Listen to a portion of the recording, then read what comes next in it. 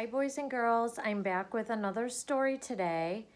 This week, I'm not going to be teaching a new skill. We're going to be working on practicing all the skills that we've been working on so far, like our retelling hand, author's purpose, and main idea. So today with our book, after I'm done reading, I want you to practice those skills. You can practice all of them, you can pick one of them, but make sure that you pick one of them at least to practice after I read the story. The story that I have to share with you today is called A Color of His Own by Leo Lionni, and it's about a chameleon.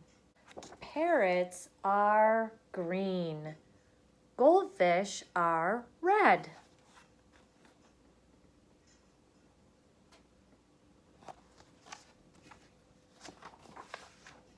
Elephants are gray. Pigs are pink. All animals have a color of their own.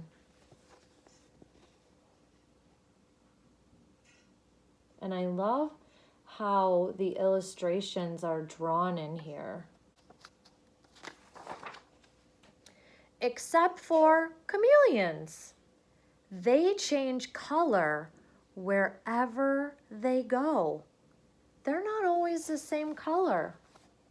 They change their colors, and we can see yellow, green, blue, and purple.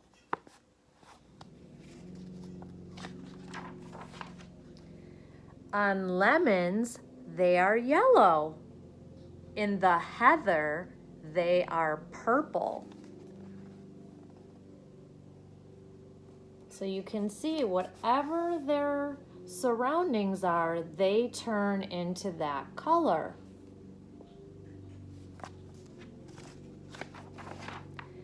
And on the tiger, they are striped like tigers. So here you see the big tiger. So the chameleon changed its colors to look just like the tiger. One day, a chameleon who was sitting on a tiger's tail said to himself, "If I remain on a leaf, I shall be green forever, and so I too will have a color of my own." Do you think if he stayed on this leaf forever, he would stay green? Maybe.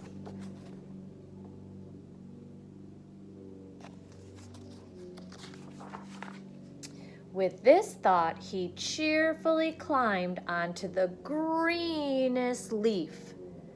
But then guess what happened? In autumn, that leaf, it turned yellow. And so did the chameleon. Because guess what? Leaves always change colors. So first, the chameleon was green, and then he turned like a yellowish orange color.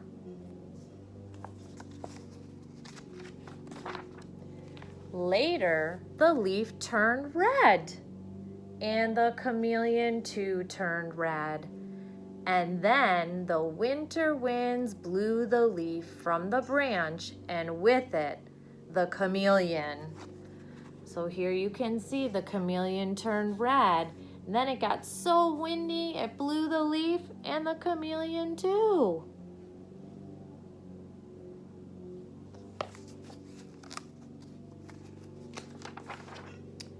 The chameleon was black in the long winter night. It's hard to even see him there. See him down here?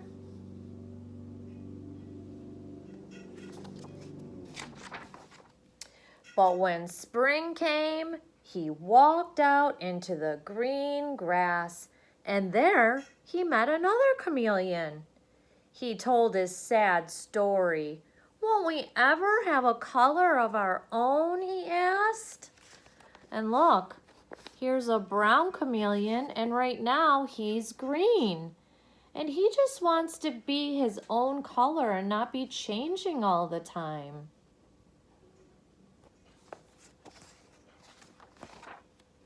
I'm afraid not, said the other chameleon, who was older and wiser. But he added, why don't we stay together? We will still change color wherever we go, but you and I will always be alike. And look at this chameleon. Look how cool. He's half brown and half green because half of him is in the brown and half is in the green. That's pretty cool. I like that.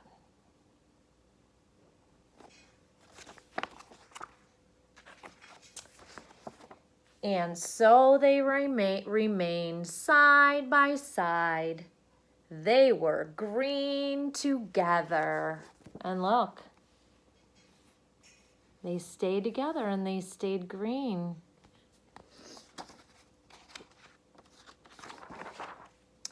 And then they stayed together and they stayed purple and yellow.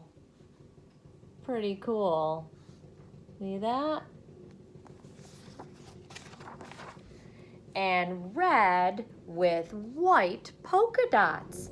And they lived happily ever after.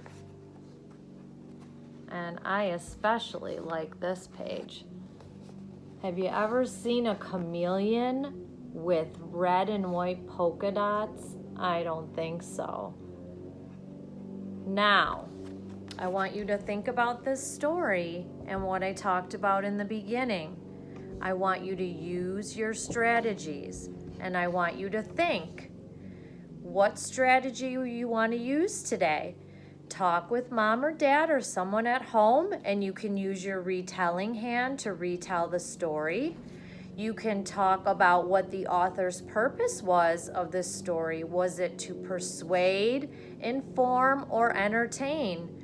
Or you can tell someone at home what the main idea of this story was and give some details to support that main idea. Oh, Teddy joined us. All right, so have fun with that story, and I will see you again. Miss you, boys and girls.